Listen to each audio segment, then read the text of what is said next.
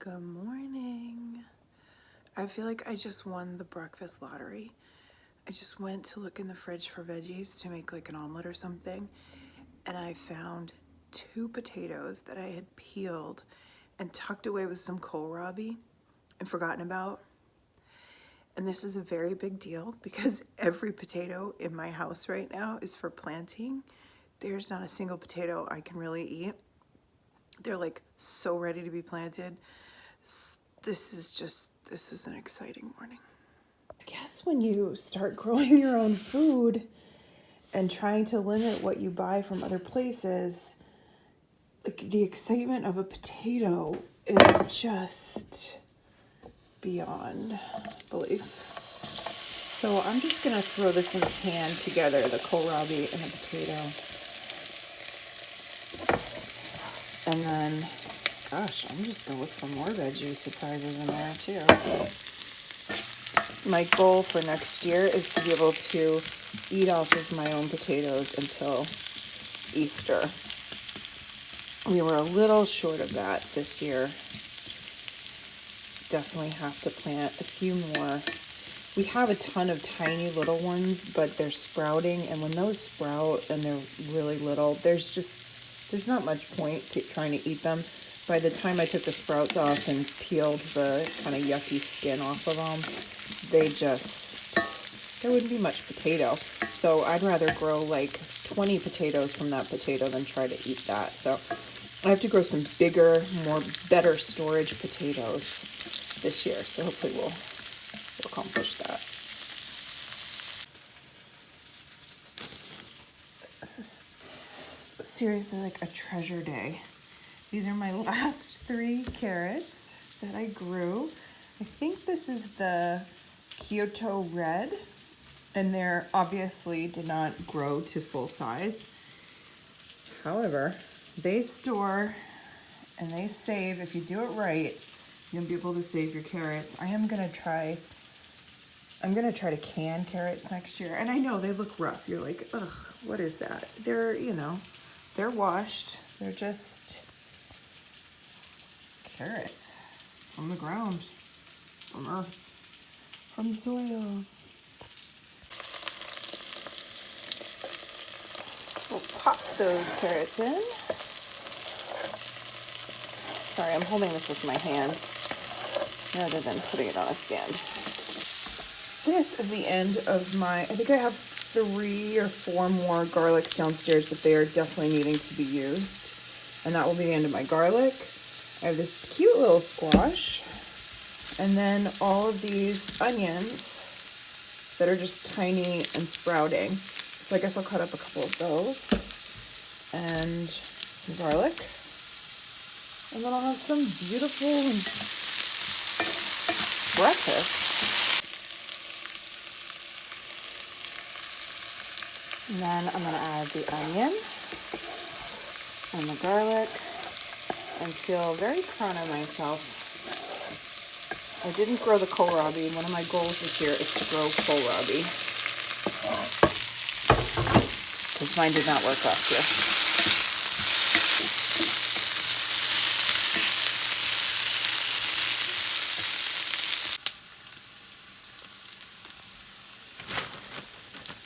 Okay, why stop there? I have chives that were frozen in olive oil and either put in muffin top tins, or ice cube trays. That's what that one is there.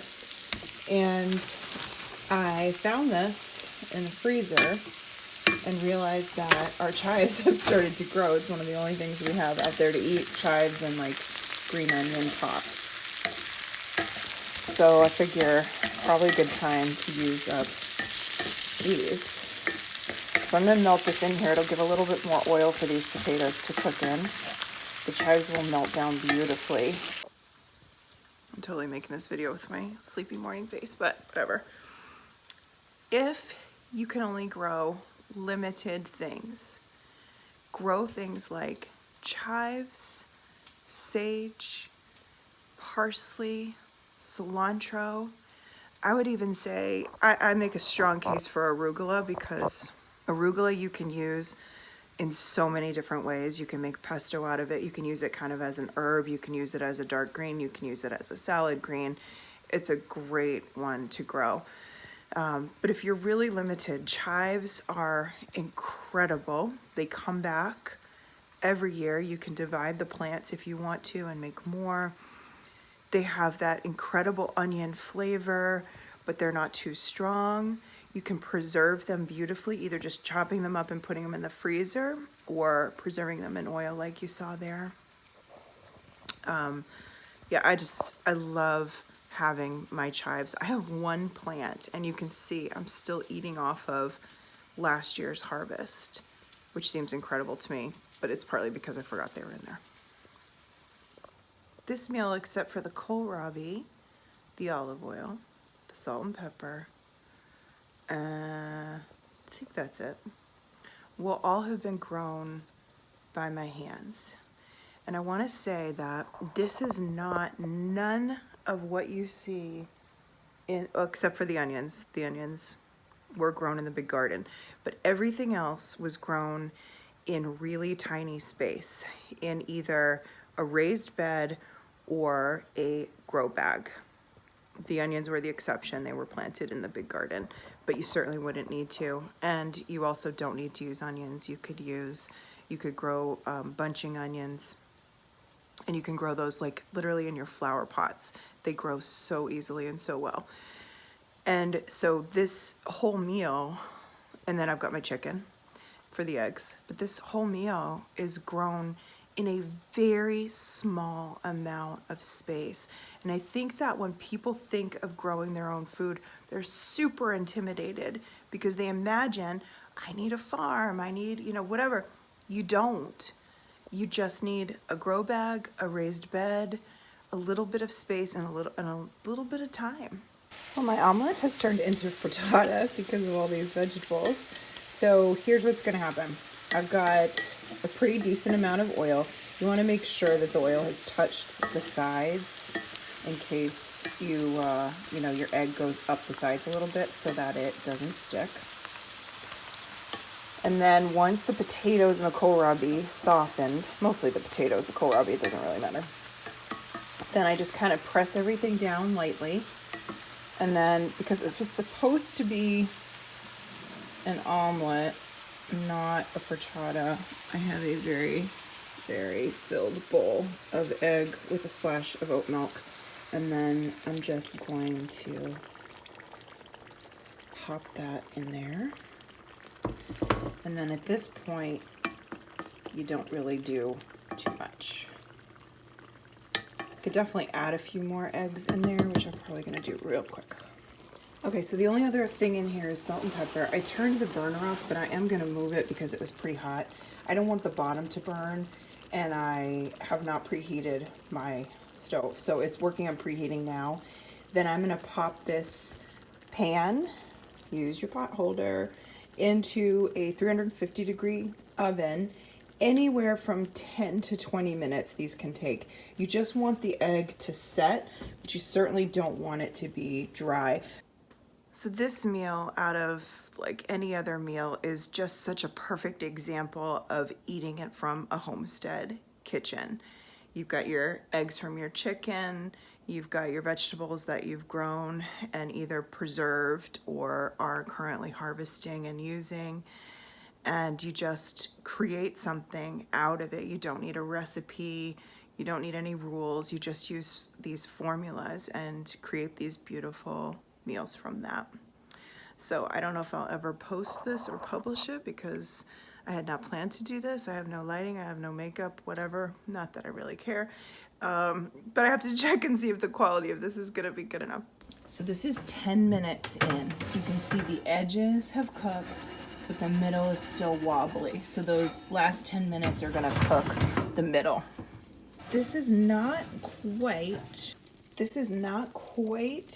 20 minutes. I'm gonna say this is like 17 from the looks of my broken timer. And you can see it's just starting to brown at the edges, but the middle is cooked. That's the oils that are kind of rising to the top there. And it just looks beautiful. So rather than eating this right away, you're just gonna let this sit and calm down, settle itself. And then, you know, I usually eat this either warm or room temperature. Is really delicious, but look how pretty it is. Those chives, and then you can see that's the kohlrabi that kind of rose to the top. That's really pretty. Well, look who it is. It's future me. I got dressed, and here's the frittata. Isn't that beautiful? I actually took it out of the cast iron just so you could see. Like, it almost looks like a quiche. It forms this like really beautiful crust. I haven't tried it yet. I wanted you to see it like this. I wanted to take a picture of it.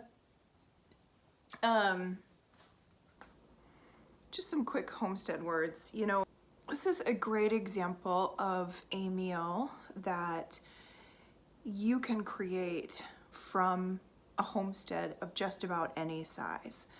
If you can have a couple of chicken in your backyard, which does not require that much space, if you can have a garden bag or some raised beds to grow just a few things, so potatoes in grow bags are wonderful. You could also do your carrots and onions in grow bags. A raised bed where you can plant some herbs, where you could, carrots work really well for me in raised beds. You could grow spring onions, and just having little spaces where you can grow a lot of food and then create something that you can say, I grew this. And that's really what we're talking about when we talk about homesteading, when we talk about trying to live from land to kitchen. It's what did I put in the earth that I can then bring to my kitchen, or what animals can I tend so that I can, so you can share in the resources that they provide. I'm excited to eat this and so happy that you were able to come along with me for my very spontaneous morning video. That was like 7:30 in the morning. I just threw on my hat so you didn't see my crazy hair. Now I'm getting ready to make I'm gonna sit down and make my 4 weeks before your last frost video, because we are hitting it. We are there. I have a suspicion that we're not going to get another frost, and I think it's because we had a week of just unexpected frost, and so I always think that that's the last one. The one you're not expecting is always the last one. I could be wrong. I'm sure, you know, we could get snow. So all right, I'm not sure what to serve this with. I have homemade ketchup and I have a green tomato jam, so I probably should try it first to see if it even needs anything. Did I tell you I splash oat milk in the egg mixture? Because I can't use dairy and it works beautifully. And there's no cheese in here, but it's super creamy. All right, I'm gonna taste a bite with ketchup. That's good. Okay, the potato is kind of like at the bottom, lining it in the bottom. That's really good. All right, here's a bite with green tomato jam.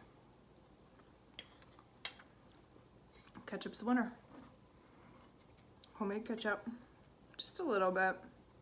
It really doesn't need much. You could totally do without it. I always just like a little acidity. I like hot sauce. Hot sauce would have been great too. I've just been eating a lot of hot sauce lately. All right. As always, if you are new here, I would love to have you subscribe to be part of this community. If you enjoyed this video, I'd like to see more like this, spontaneous breakfast videos. Hit the thumbs up button, leave a comment so we can chat, and I'm sending love to your hearts. Thanks for being here. Appreciate you.